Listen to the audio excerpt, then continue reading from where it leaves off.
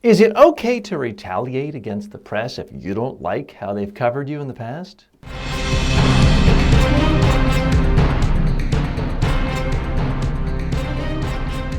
Speaking, the show about effective speaking in public, to the media, at work, and in life. Speaking with TJ Walker. So, folks, I'm recording this podcast and this TV show in March of 2016. It's March 17th. And because I am trying to make it topical but have lessons that are evergreen, I've been talking about Donald Trump a great deal. Now, there's some risk in this because who knows, a year from now, he could be considered the biggest joke, laughingstock in the history of the world. He might be the President of the United States being sworn in. I have my predictions, but that's not what this show is about. But I do think he is capturing so much attention. There are a lot of lessons to be learned. There's also a lot of things he's doing that work for him that are really not lessons to anyone else. And that if people try to mimic that, it's going to get them into trouble. Case in point, just the other day, Donald Trump's organization retaliated against a particular reporter. The reporter is Ben Schreckinger. He had written a very critical story about Donald Trump's campaign manager last week regarding the assault of a reporter from another organization. Now, this particular reporter, I believe works for Politico, was initially approved for press credentials to a major event earlier this week, and then it was revoked. He was forcibly removed from the press conference. And it's quite blatant. The Trump campaign just didn't like a particular story. Can you get away from this? Now, if you're Donald Trump, a part of your whole mystique, a part of your brand, is being wildly confrontational, standing up, essentially being a bully, attacking anyone who attacks you. So I would argue that this is a smart strategy for Donald Trump. For the people who already like him, the fact that he's willing to be contemptuous of a reporter actually makes Donald Trump more appealing.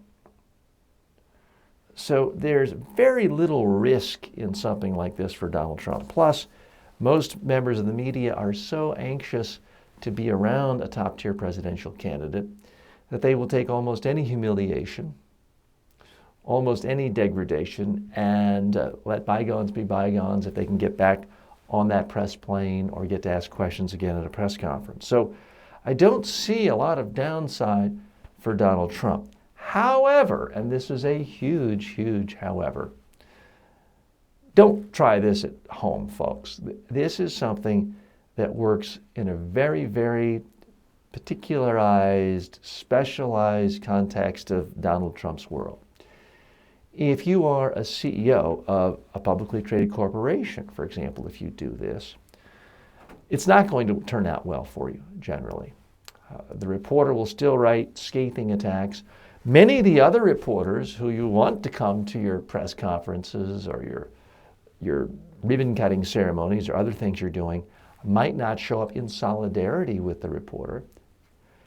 If you are the leading presidential candidate of a major party, you have tremendous leverage because there's so many reporters.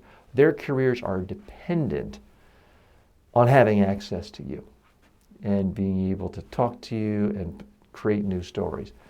But for most people in the world, we simply do not have that leverage over people. And you might be a billionaire, you might be head of a very powerful company, but it's unlikely that any one reporter's entire career is dependent on access to you. So if you act like a jerk, if you act like an authoritarian thug, if you act like you have complete, total contempt for the media, for a free press, it's likely to poison your relations with everyone else in the media. And if everyone in the media hates you, it's going to be, again, most of the time, harder for you to get your message out. Of course, there are exceptions, and it's not just Donald Trump. Other candidates of one particular party have been quite successful attacking the media, running against the media, not just in this election cycle, but in others. But it noticeably does not work for the candidates of another party, and more important, it doesn't work for most people in public life, whether they are head of a huge publicly traded corporation, a small nonprofit, a small one-person consulting shop. Bashing the media, attacking the media, being rude to the media, all it does is poison relations. And reporters, they're not quite as all-powerful as they used to be. But make no mistake about it, folks, they do still have some power. They do have influence. And unless you have a huge, huge independent power base, you need to think twice about alienating them. Now, Donald Trump has not just 6 million Twitter followers, but he has such huge name ID by having his own primetime show on a major network for more than a decade. Beyond that, he's someone who has communicated with the public and done thousands and thousands and thousands of interviews for more than 40 years. This is someone who's used to being in the spotlight.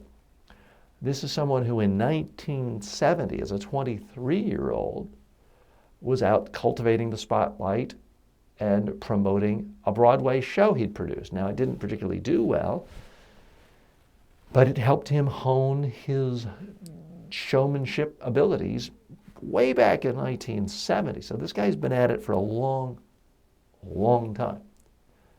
And at least with respect to him communicating his messages, he knows what he's doing. Doesn't mean it works for you. So I do want to caution you on that. Don't ban reporters.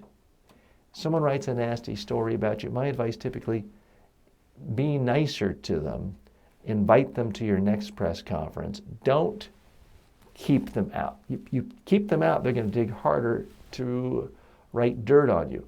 If you're Donald Trump and 10,000 articles are being written about you every day, it really doesn't matter if one or two or dozens of articles are negative. But if you are anyone else, one or two articles that are really negative about you may be the only thing people see. That can define you. And that's why the strategy of banning reporters who've done something critical simply does not work for most people most of the time. To hire TJ Walker as a keynote speaker or workshop leader for your next conference, call 212-764-4955.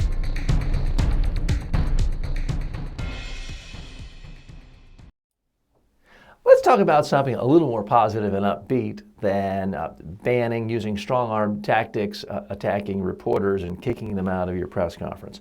If I could be self-indulgent for a moment, something that when I was single and didn't have kids, I said I would never do, but now that I'm married with kids, I'm now guilty of this. I'm going to talk about my kid. The reason I'm doing this is because I just saw a fantastic fundraising speech, a fantastic and successful fundraising presentation. And it was my daughter's. And she was not yet 3. She was technically 2 years and 11 months and some days old. And she gave a very successful fundraising presentation. Now, am I saying that because I've deluded myself into thinking my 2-year-old is just so brilliant and more brilliant than yours? No. There's nothing she did that a lot of 2-year-olds don't do.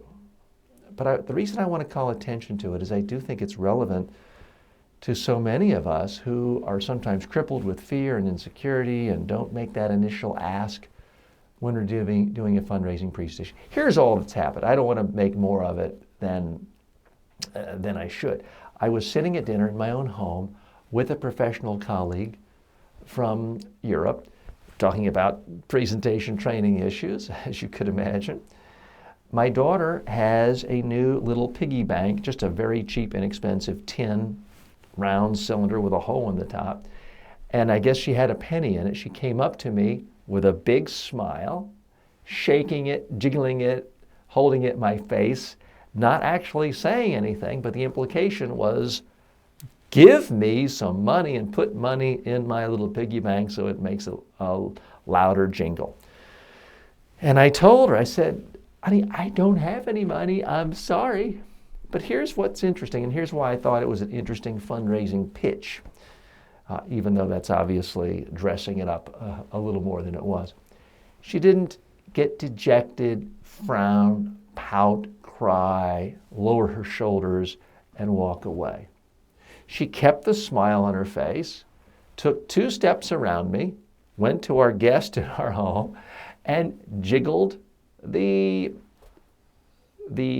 cheap, inexpensive tin piggy bank right at him.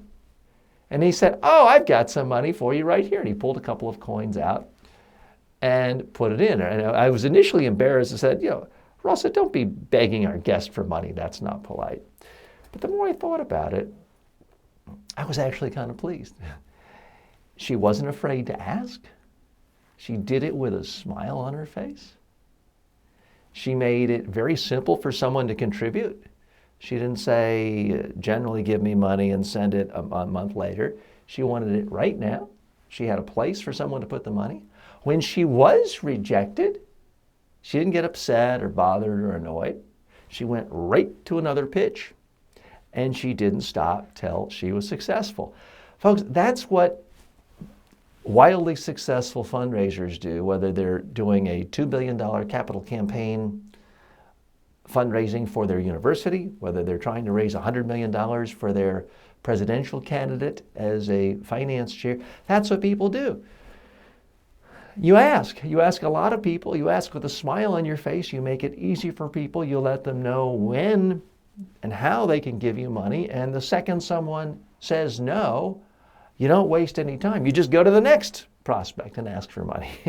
Now, again, I am having a little fun with this. I'm not really suggesting my daughter has any talents.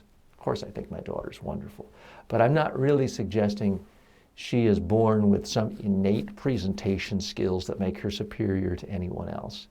But it's just an illustration that so much of good presentation skills, they're not particularly difficult. Even a 2-year-old can do them. It's really quite often more a function of just deciding to do it. Not letting a little rejection bother you. Having a smile on your face. Not being afraid to literally ask.